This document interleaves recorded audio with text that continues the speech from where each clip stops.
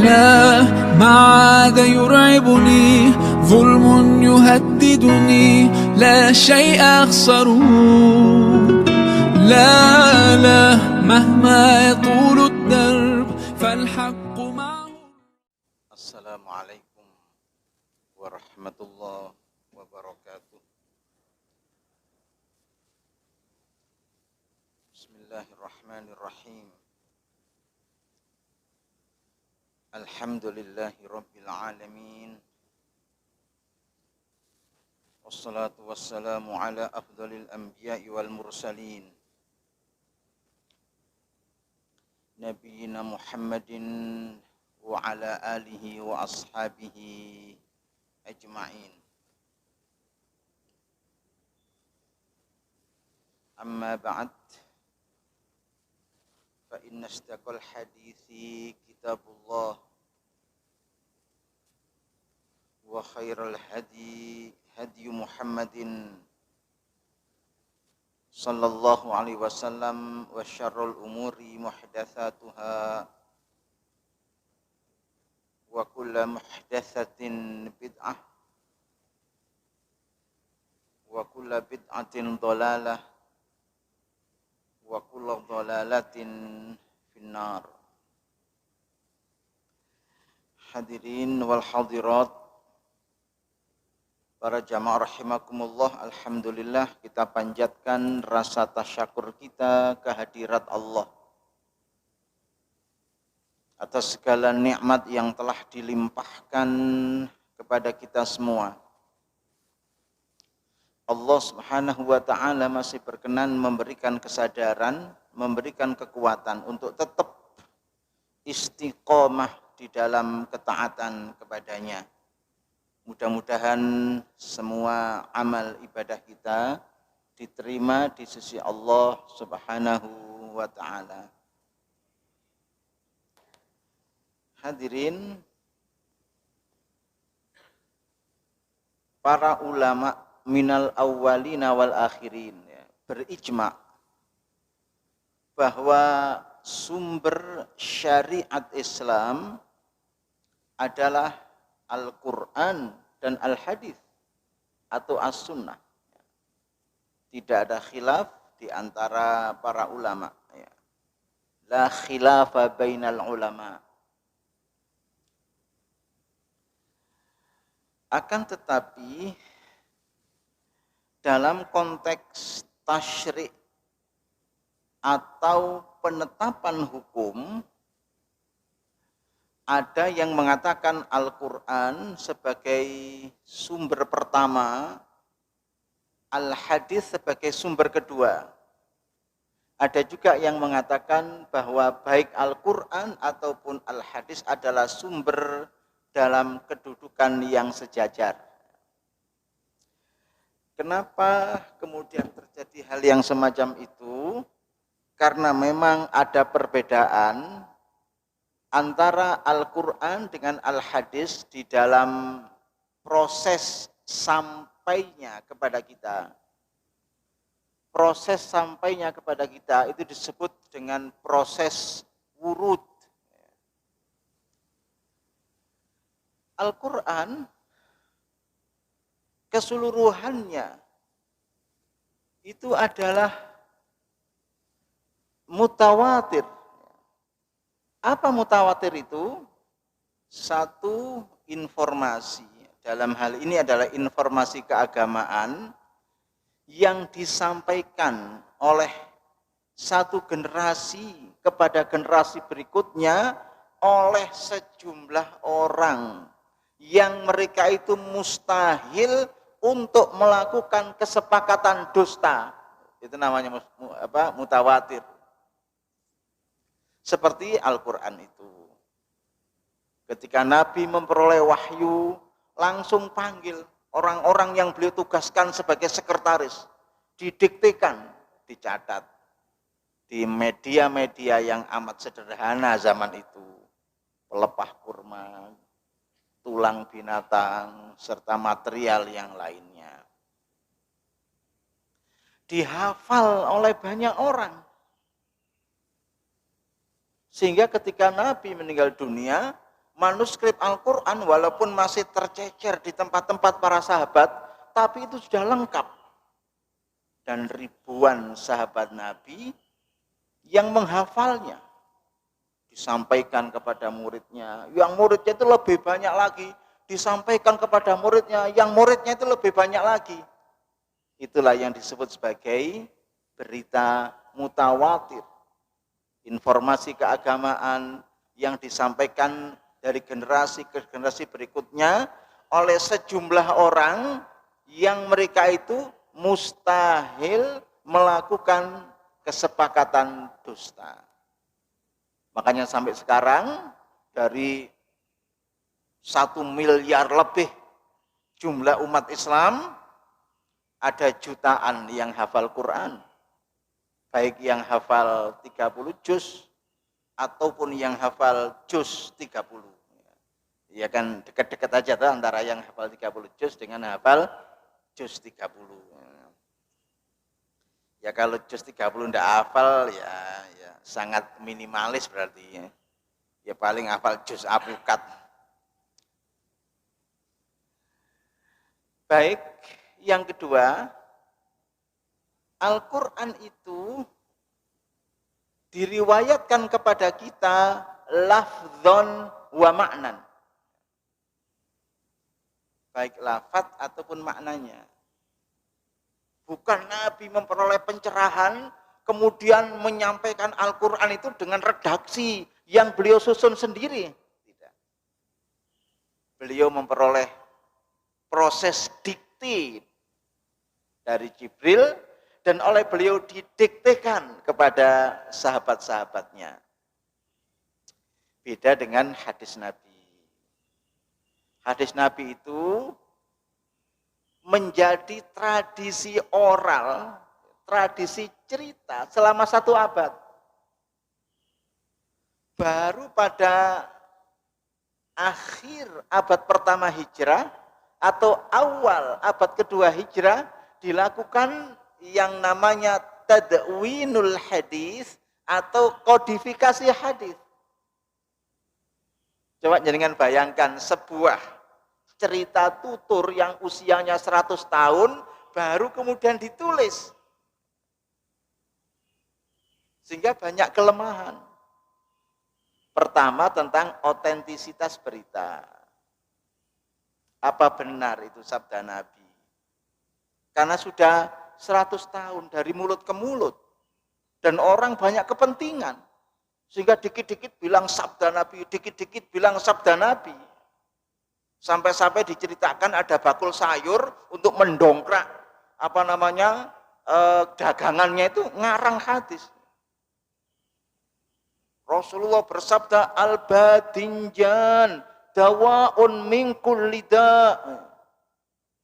Terong itu adalah obat segala macam penyakit. Loh, ternyata untuk mendongkrak dagangannya pakai.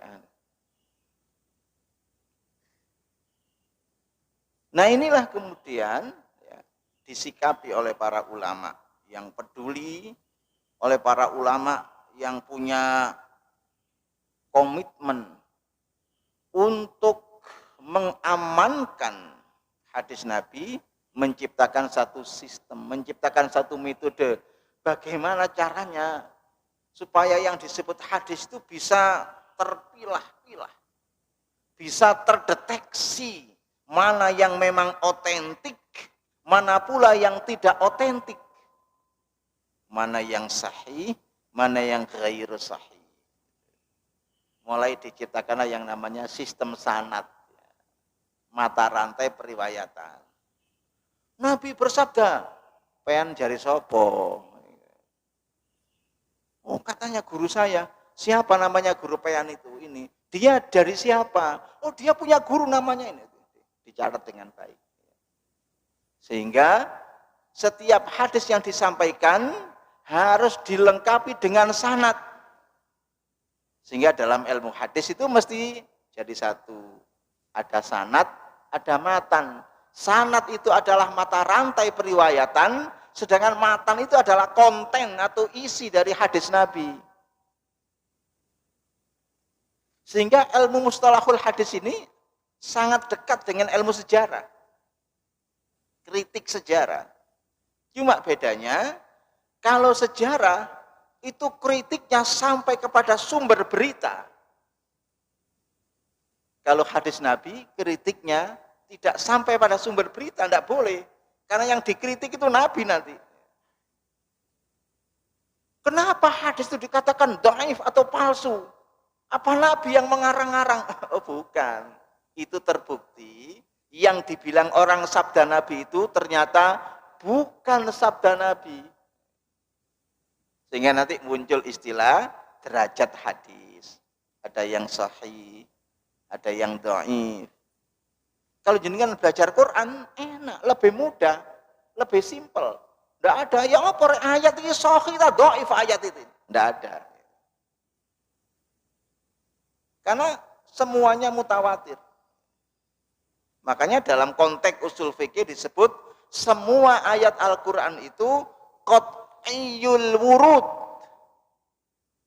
Sampainya kepada kita itu qat'i, memiliki kebenaran pasti. Beda dengan hadis tadi.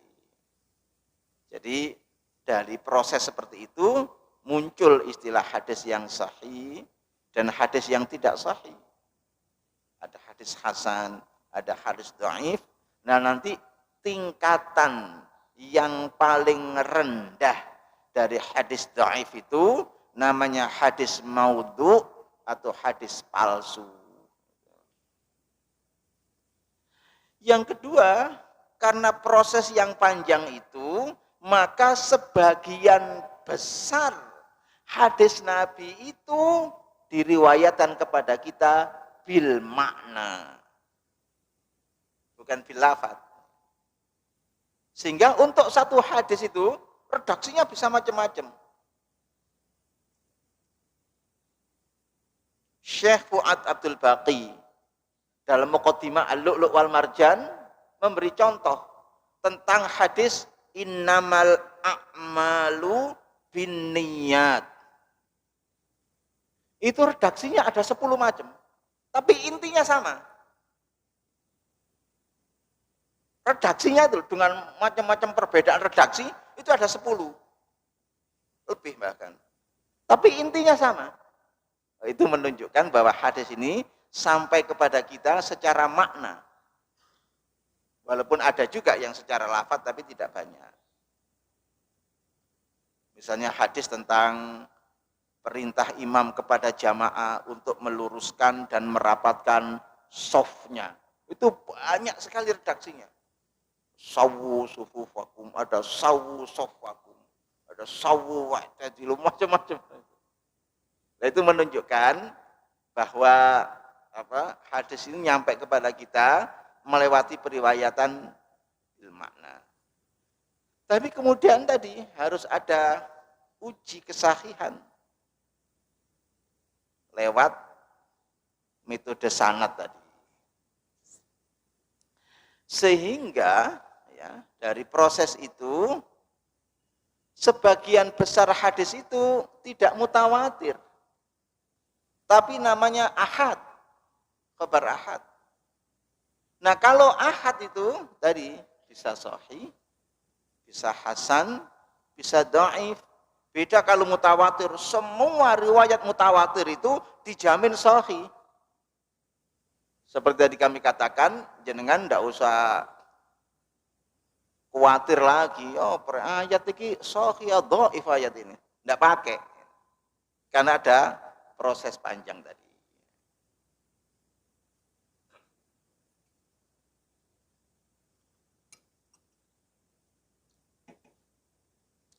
Jadi intinya lebih rumit belajar ilmu hadis daripada belajar ilmu Al-Quran karena proses itu. Baik, kita masuk ke dalam pokok bahasan yaitu hadis maudhu atau hadis palsu. Hadirin, kalau ada orang ya sampai sekarang pun ngarang hadis ya, dengan membuat sanad palsu, itu memang tidak mudah mendeteksinya. Beda dengan orang kalau misalnya ingin merusak Al-Quran dengan menyisipkan kalimat-kalimat di tengah-tengah Quran yang ada kemudian ia cetak, itu mudah mendeteksinya. Ya diantaranya karena tadi ada jutaan orang yang hafal Quran. Oh, gak podo ambil biasa itu. Dibandingkan, ada intertekstuality itu dibandingkan. Baru kemudian disimpulkan. Baik. Dari kata-kata wado'a asyai'a yang berarti meletakkan sesuatu atau menurunkan sesuatu dari atas ke bawah. Dikatakan hadis maudhu karena keberadaannya menurunkan derajat sabda kenabian, yaitu adanya kalimat-kalimat dusta yang disandarkan kepada Rasulullah. Padahal sanksi dari satu perbuatan yang namanya pemalsuan hadis itu amat berat. Nabi kita Muhammad sallallahu alaihi wasallam pernah bersabda, "Man kadzdzaba alayya muta'ammidan falyatabawwa maq'adahu minan nar." Barang siapa yang berdusta atas namaku secara sengaja, hendaklah ia siap-siap ambil kursi di neraka. Ya kalau kursi di gedung DPR enak Pak. Katanya Krisdayanti per tahun duitnya itu 5 miliar. Kan populer beredar viral WA wawancara anggota DPR RI yang bernama Krisdayanti.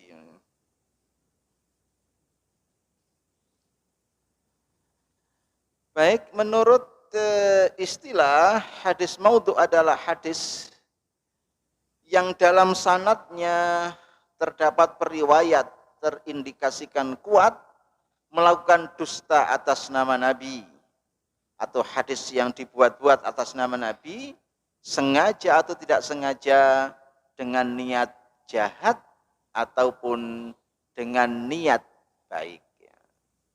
Jadi jangan dikira orang memalsu hadis itu niatnya jahat semua. Ada yang memiliki niat-niat luhur. Sama juga praktek bid'ah dalam agama itu juga dimulai dari niat-niat baik tadi itu. Bukan kemudian niatnya merusak agama, enggak. Niat awalnya itu adalah niat baik. Termasuk di dalam tadi itu ya. Dengan demikian hadis maudhu adalah hadis yang disandarkan kepada Rasulullah Shallallahu Alaihi Wasallam dengan dusta yang sejatinya tidak ada kaitannya dengan diri beliau. Dinamakan dengan hadis maudhu oleh para ulama muhaditsin untuk mengingatkan umat Islam yang menganggapnya sebagai hadis. Jadi waktu seperti kami ceritakan tadi kan waktu itu tradisi oral ya, tradisi tutur. Nah, para ulama punya satu inisiatif yang baik ya, sehingga banyaklah kitab-kitab yang disusun para ulama yang isinya adalah koleksi hadis palsu, itu banyak. As-Suyuti menulis buku yang namanya Al-Ali Al-Masnu'ah, yaitu kumpulan hadis-hadis palsu. Ibnu Jauzi menulis Al-Maudu'at, ada sekian ribu hadis palsu yang beliau tulis di situ, sehingga relatif mudah untuk mendeteksinya. Ya walaupun sampai sekarang masih banyak juga mubalik, apalagi yang suka mubal itu untuk membawa hadis palsu. Padahal ulama berijma Kalau orang tahu hadis itu adalah hadis palsu, kemudian sengaja ia sebarluaskan di tengah-tengah masyarakat, itu minal kabair, termasuk dosa besar. Ya mengingat konsekuensinya yang serius tadi. Sabda Nabi yang mengatakan man kadzdzaba alayya muta'ammidan falyatabawwa maq'adahu minan nar.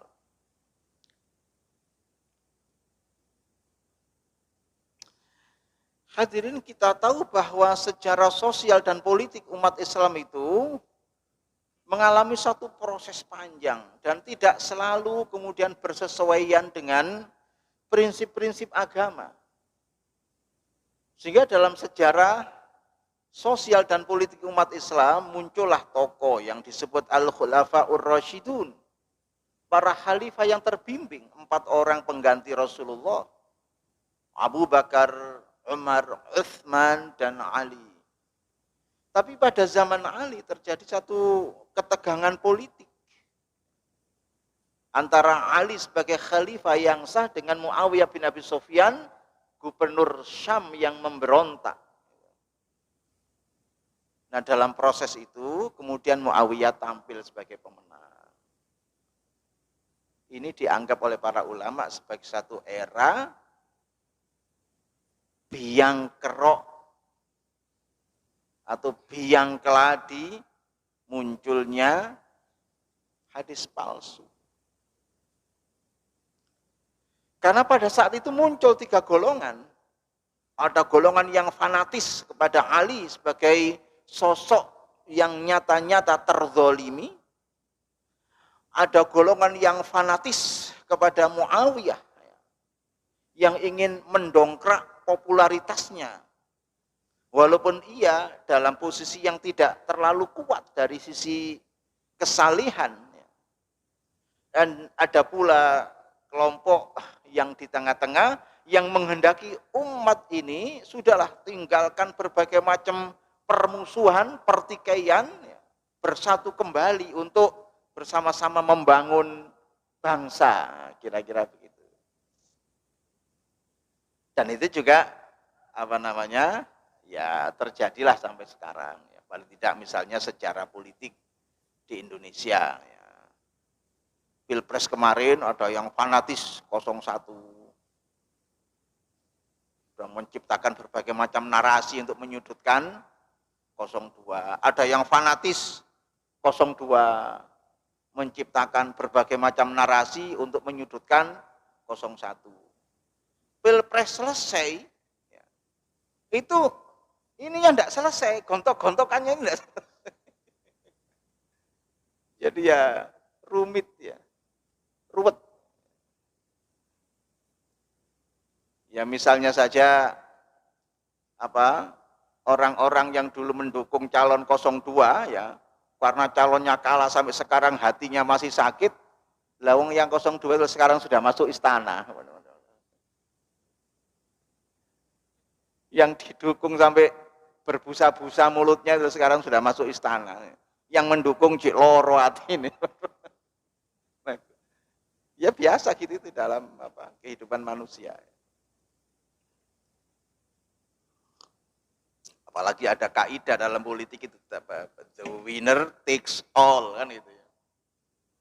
Pemenang itu biasanya ambil semuanya, termasuk barang-barang yang kalah itu diambil semua.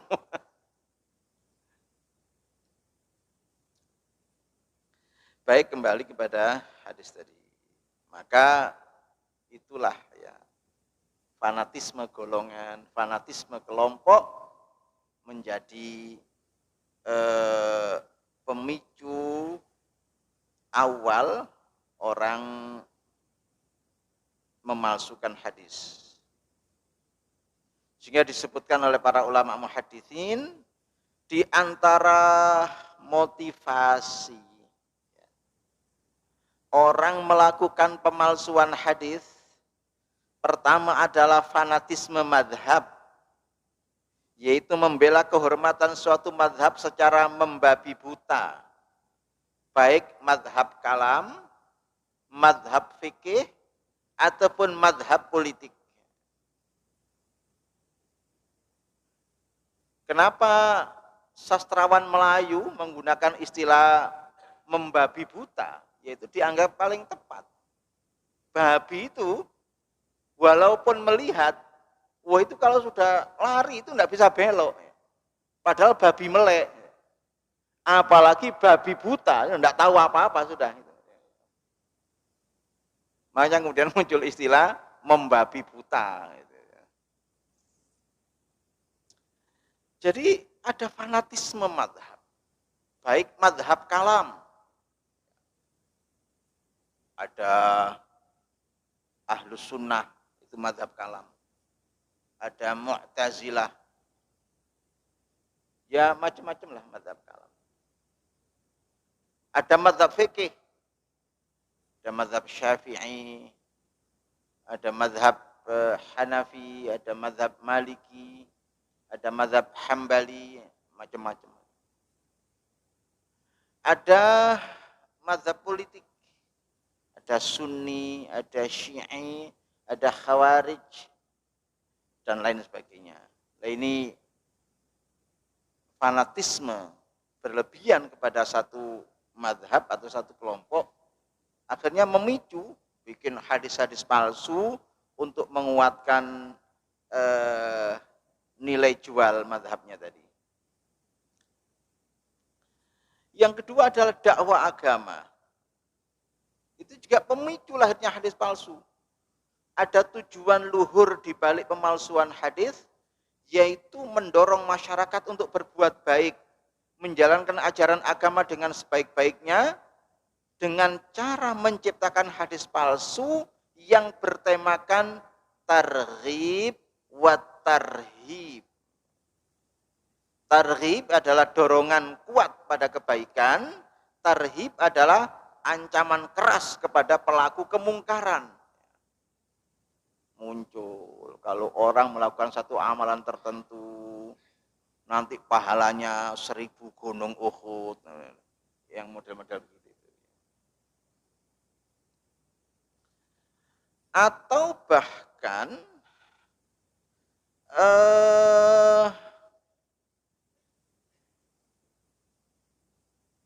ada satu fakta ya, seorang ulama yang nanti ditunjukkan dengan pengakuannya.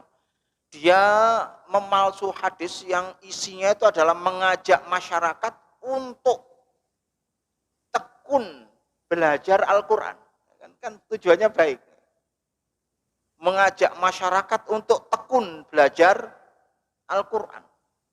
Ketika ia melihat banyak pemuda belajar fikih, banyak pemuda belajar kalam, banyak pemuda belajar filsafat, semangatnya untuk belajar Al-Quran menjadi berkurang, bahkan kendor, diciptakan hadis tentang fadailus suwar fil Quran, fadilah-fadilah surat dalam Al-Quran.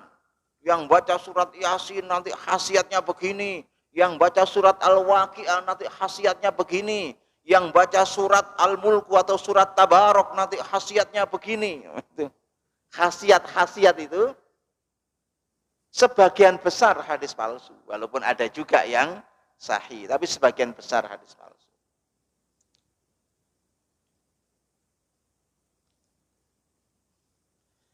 Nah, kalau hadis palsu tujuannya adalah dakwah agama, itu justru paling berbahaya.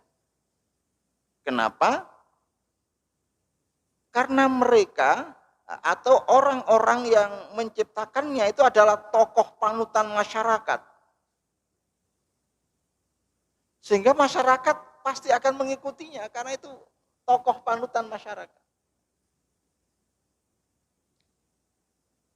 Ada seorang tokoh yang namanya Maisarah bin Abdi Rabbihi.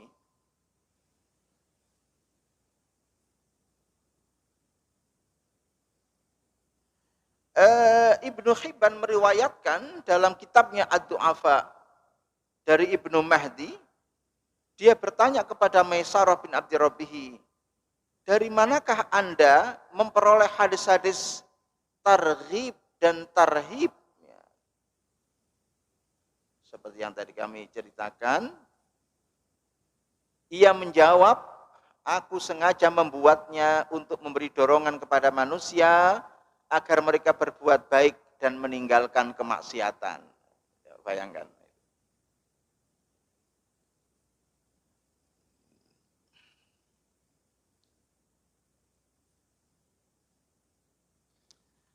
Yang kedua, menjilat kepada penguasa atau pemerintah. Jadi supaya posisinya dekat dengan penguasa, supaya memperoleh secuil materi dari penguasa. Orang ya pada zaman itu membuat hadis palsu. Sama sekarang juga begitu. Ada tokoh-tokoh agama yang membuat statement-statement batil supaya ia dapat perhatian pemerintah. Ada seorang tokoh nasional mengatakan bahwa semua agama di mata Tuhan adalah sama. Coba perhatikan kalimat itu. Semua agama di mata Tuhan adalah sama. Loh, berarti itu ilmu agama. Kalau ilmu agama itu harus ada referensinya. Kalau dia mengatakan di mata Tuhan, berarti ada satu ayat di dalam sebuah kitab suci yang menyatakan seperti itu. Nggak tahu kitab suci apa, yang penting harus ada referensinya.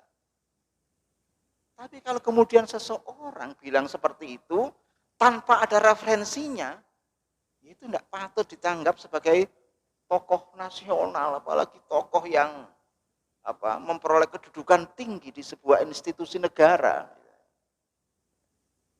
Itu kan memprihatinkan sekali gitu. Sehingga salah satu ketua MUI itu ya sempat berang juga itu ya. Kok ya tega-teganya ada tokoh nasional bicara seperti itu.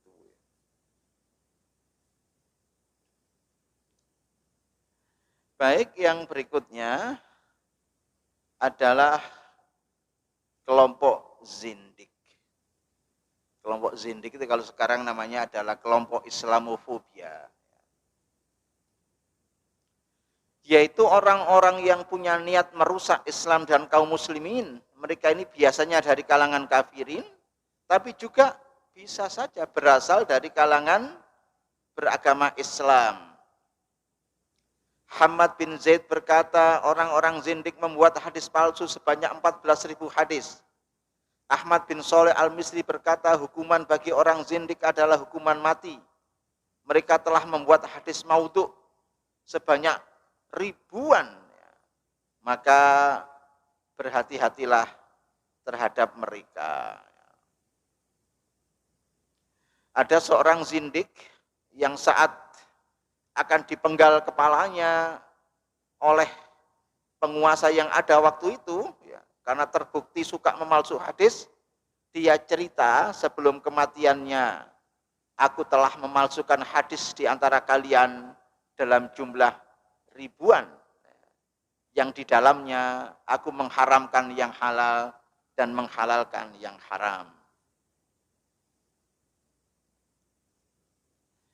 Yang berikutnya mengikuti hawa nafsu dan mengandalkan rasio.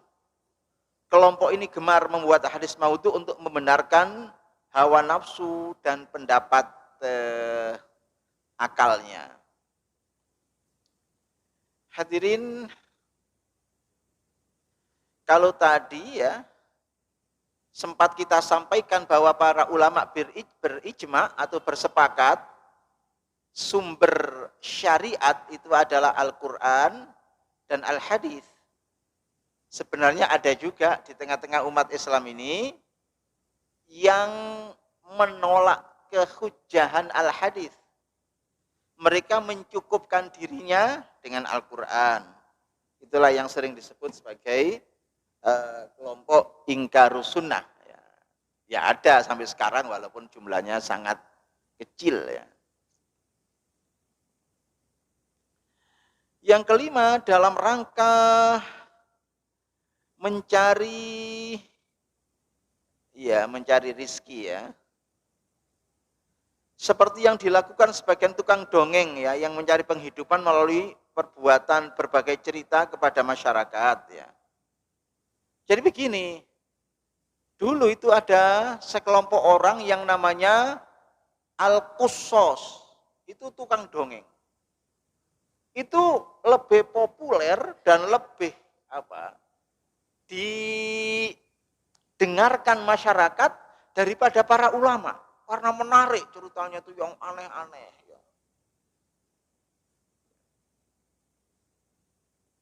Ada buku namanya Tangkihul Qaul Hadis yang dulu dipelajari di pondok pesantren ya. Ceritanya aneh-aneh itu, hadis aneh-aneh, bahwa bumi ini sebenarnya berada di antara dua tanduk sapi raksasa, yang sapi ini berada di atas punggung hewan laut yang sedemikian besarnya, sehingga kalau hewan laut itu bergerak maka bergerak juga sapinya, dan saat itulah terjadi gempa karena yang macam-macam gitu itu ya.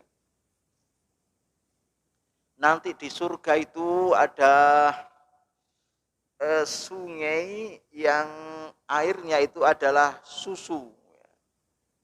Itu disediakan oleh Allah untuk Ali, Al-Husain, dan Al-Hasan. Inna fil jannati nahrun min laban li Aliyin wa Husainin wa Hasan. Banyak-banyak macam-macam seperti itu. Jadi dengan begitu populer sehingga banyak subscribernya kalau sekarang, banyak subscribernya. Itu kalau jenengan jadi YouTuber dengan follower yang jumlahnya jutaan, bisa dapat duit miliaran setiap bulan jenengan. Seperti Atta Halilintar ya.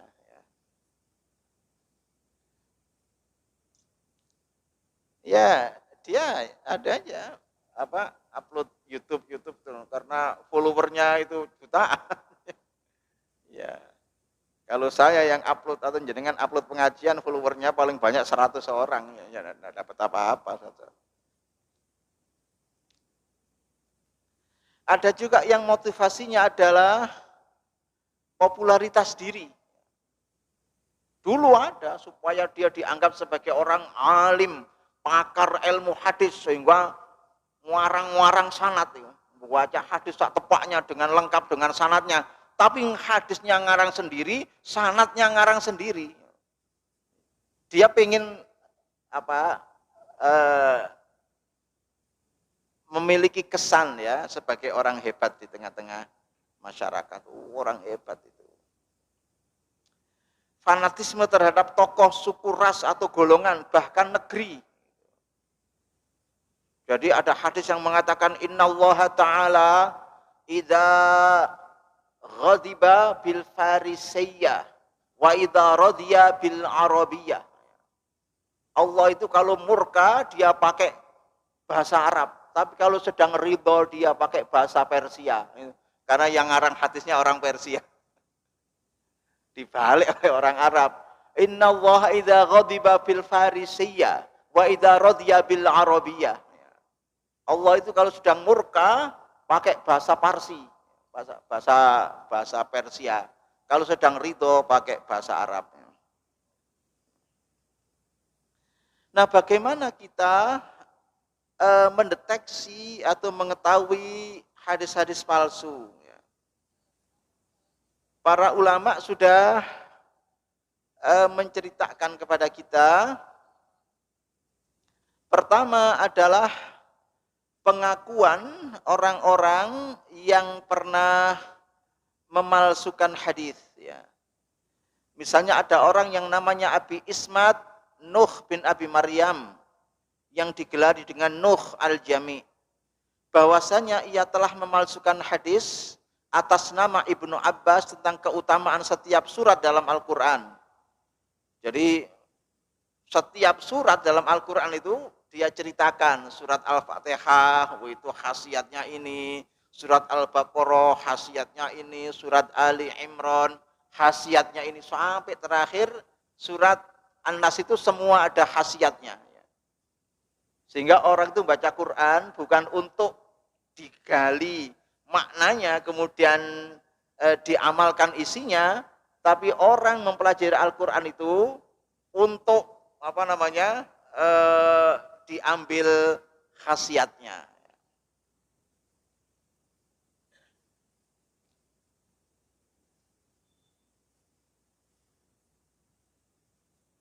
Ketika ia ditanya beralasan bahwa yang ia lakukan adalah untuk kebaikan.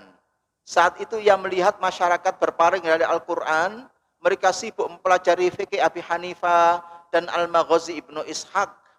Maka ia membuat hadis palsu dalam rangka mengajak orang untuk kembali belajar Al-Quran. Jadi tujuannya luhur, tapi berbahaya.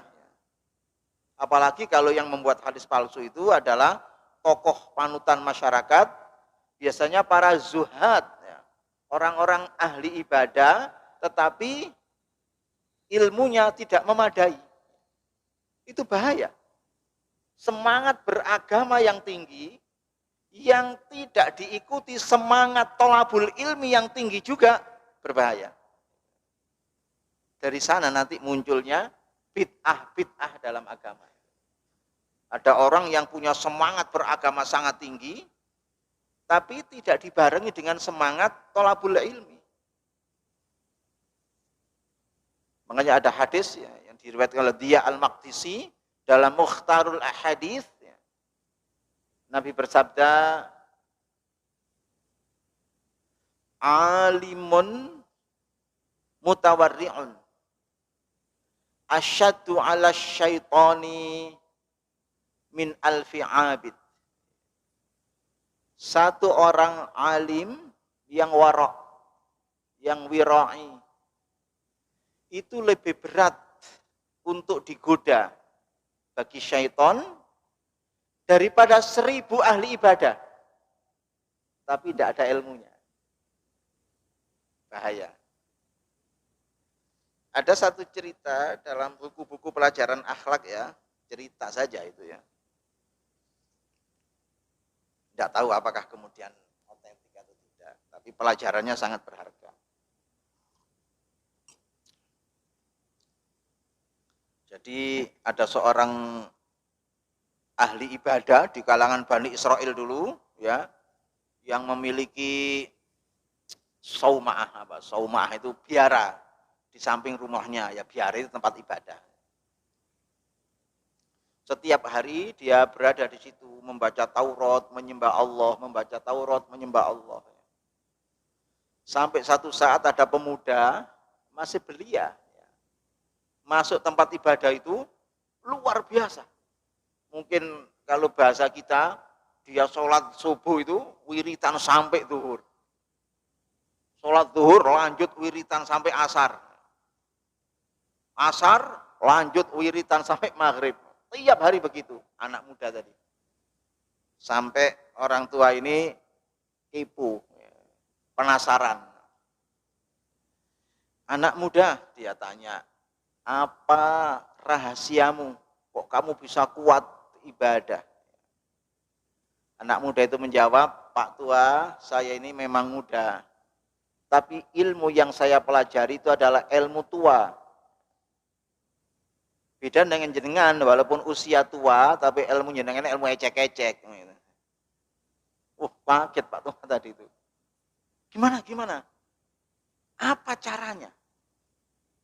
Gini, orang itu ya tidak akan bisa merasakan sakit, tidak akan bisa menikmati rasanya sehat kalau ia tidak pernah sakit. Betul apa tidak? Dia bilang betul.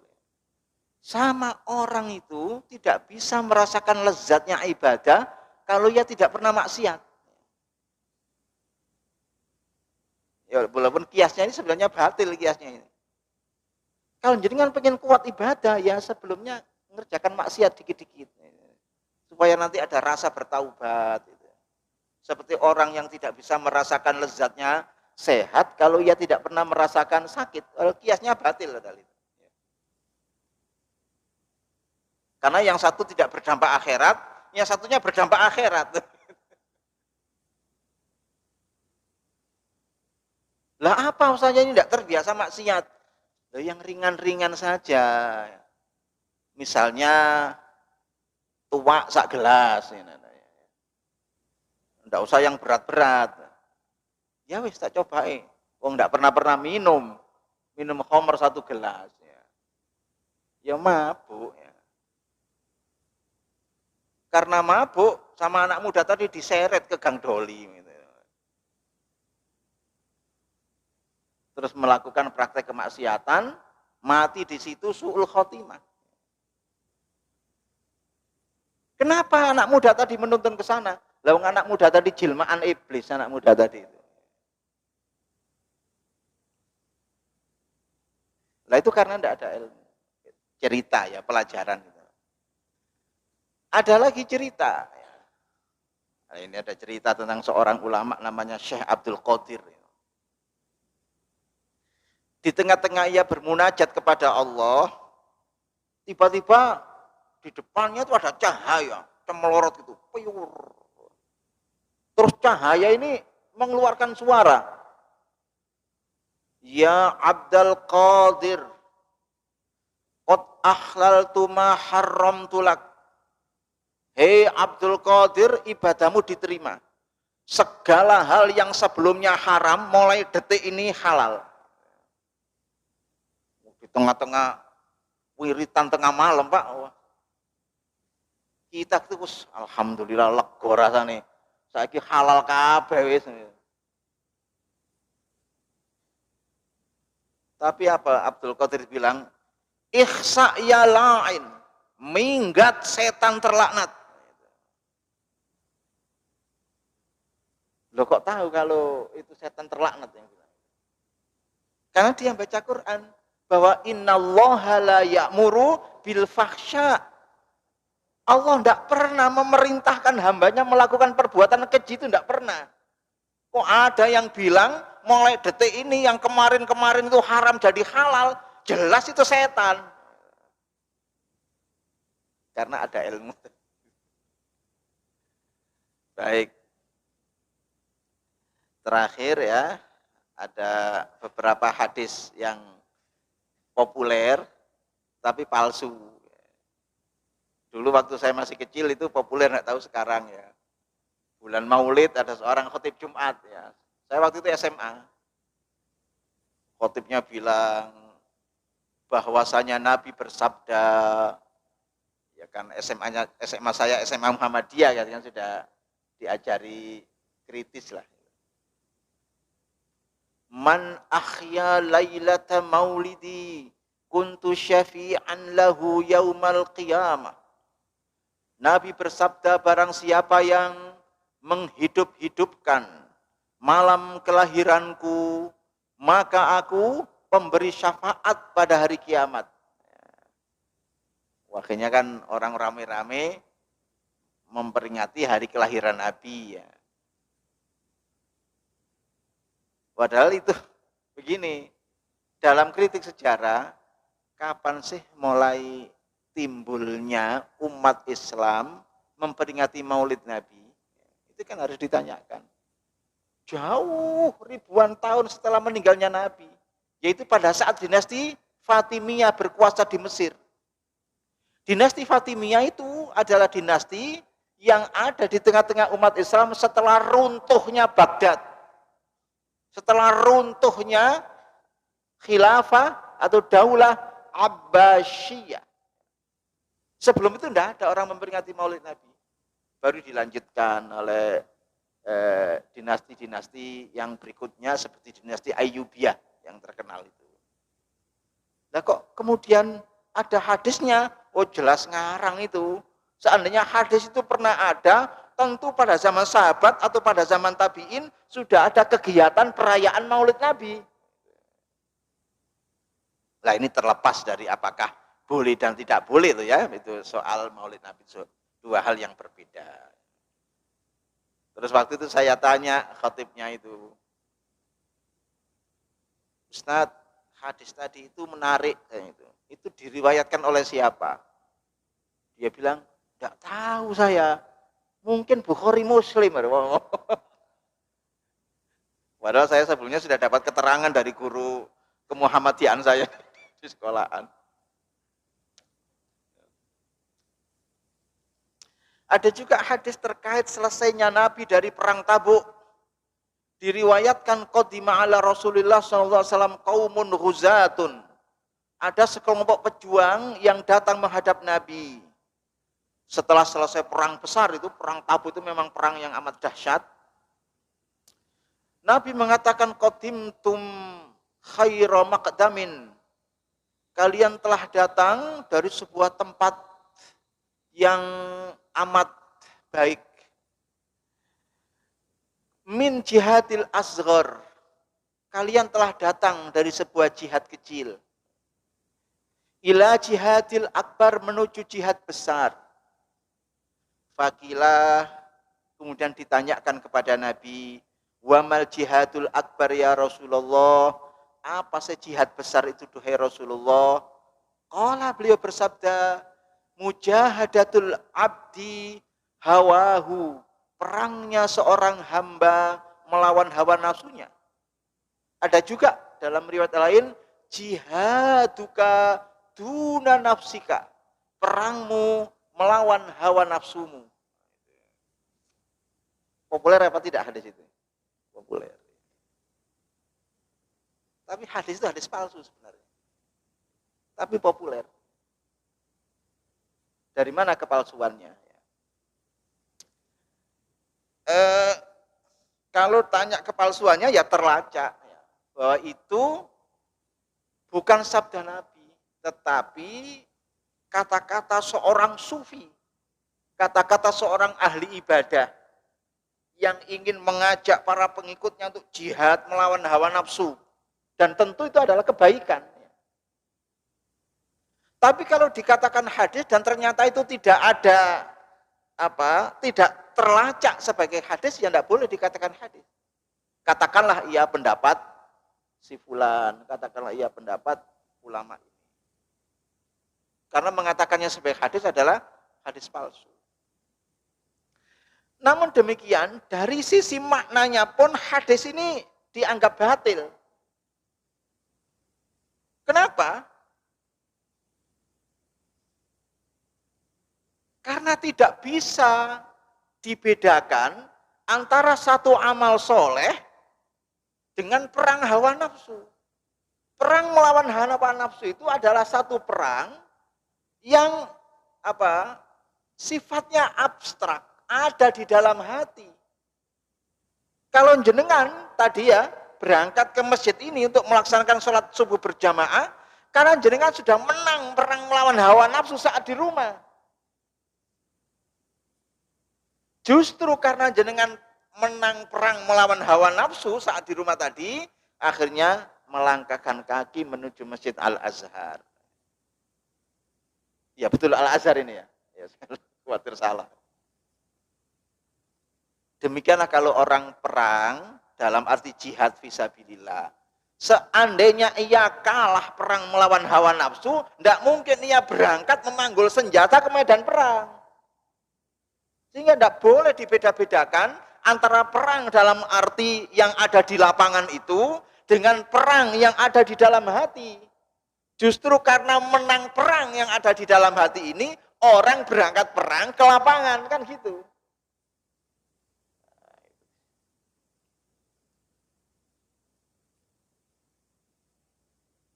Ya pada intinya adalah hadis palsu. Ada lagi hadis palsu yang populer. Bahwasanya Rasulullah bersabda, I'mal lidunyaka ka'annaka ta'ishu abada. Wa'mal li akhiratika ka'annaka tamutu khoda. Populer apa tidak ada di sini? Populer. Padahal itu hadis palsu. I'mal lidunyaka, kerjakanlah untuk duniamu, ka'annaka ta'ishu abada, seakan-akan engkau hidup selamanya. Wis nyambut gawe oleh perlu gak usah turu, gak usah muli. Ya. Maksudnya gitu. Wa'mal li akhiratika, pada saat yang bersamaan kerjakanlah untuk akhiratmu. Ka'annaka tamutu ghada, seakan-akan engkau mati besok. Gimana orang dalam detik yang sama disuruh mengerjakan dua hal yang berbeda? Ya kan gak masuk akal hadis itu. Atau seandainya hadis itu ditakwil ya dari sisi maknanya, maka fokuslah kepada akhiratmu karena kamu mati besok. Tapi santailah untuk urusan duniamu karena masih panjang. Ya kan begitu. Jadi sekarang fokuslah untuk akhiratmu. Karena waktumu sangat terbatas. Tapi untuk duniamu santai saja, wong masih panjang, ke anak kata isu abada kok. Tapi wa ala kulli hal, hadis itu bukan hadis sahih, tapi hadis palsu. Ya macam-macam juga ya. Sinfani minan nas idza saluha saluhan nas wa idza fasada fasadan nas, al umara'u wal ulama atau al ulama'u wal umara. Itu cukup populer dulu ya. Dua golongan di antara manusia ini, jika keduanya baik maka baiklah seluruh manusia. Jika keduanya rusak maka rusaklah seluruh manusia. Saya kira maknanya benar. Yaitu ulama dan umaro. Kalau ada umaro zalim, kemudian didukung oleh ulama yang rakus, rusak. Bukan saja negara yang rusak, tapi ya rakyatnya juga rusak. Karena ulama dan umaro itu adalah panutan. Cuma hadis itu yang saya kira maknanya itu bagus ya. Hadis tapi bukan hadis. Atau katakanlah hadis dhaif yang sangat kuat kedhaifannya. Salah satu indikator ya kepalsuannya bahwa pada zaman Nabi belum ada konsep pemilahan urusan itu, ini urusannya ulama, ini urusannya umaro. Konsep itu belum ada. Karena pada zaman 4 khalifah yang pertama, ulama ya umaro, umaro ya ulama. Seperti kepemimpinan yang mengerucut pada diri Nabi. Nabi itu pemimpin agama, juga pemimpin urusan dunia. Nabi memimpin sholat, juga memimpin perang. Nabi memimpin sholat, juga membagi zakat. Nah, menurut para ahli sejarah, pembagian kewenangan antara ulama dan umaro itu justru dimulai pada era Muawiyah. Ketika ia menyadari bahwa dirinya bukan ahli agama, maka kemudian mengangkat orang untuk didudukkan sebagai tokoh agama, sementara dirinya memposisikan diri sebagai umaro. Itu terus berlanjut. Sehingga dalam konteks itu maka yang dominan itu ya umaroknya. Seperti di ormas yang sebelah itu ada tanfidhiyah, ada syuriyah, tapi yang dominan tanfidhiyah. Cuma di dunia ini ada negara-negara yang menempatkan ulama sebagai penentu kebijakan itu ada. Ini bukan soal soal struktur pemerintahan ya, bukan soal benar salah. Misalnya konsep teodemokrasi yang ada di Iran itu benar-benar menempatkan ulama sebagai penentu kebijakan yang namanya wilayatul faqih. Ini di atas presiden, di atas DPR. Pemilu jalan, pemilu parlemen ada, pemilu di presiden ada. Tapi di atas ini ada ulama. yang kalau dianggap menyimpang dari garis agama bisa dilereni oleh ulama. Negara yang baru di Afghanistan yang Taliban itu ya, itu meniru itu. Sehingga di atas saya lihat ada Amirul Mukminin namanya. Kalau di Iran namanya Ayatullah Al-Uzma, kalau di Afghanistan dia pakai nama Amirul Mukminin. Yaitu Haibatullah Akhundzada itu Amirul Mukminin. Nanti ada Perdana Menteri, ada. Sebenarnya dulu di Indonesia itu dalam konteks demokrasi Pancasila itu sudah ideal. Konsepnya sudah ideal. Jadi konsep demokrasi Pancasila pada zaman Pak Harto itu sudah ideal. Konsepnya loh. Soal prakteknya kan soal lain. Seringkali walaupun konsep ideal, prakteknya itu tidak ideal, itu kan seringkali terjadi. Sehingga menempatkan MPR itu sebagai lembaga tertinggi.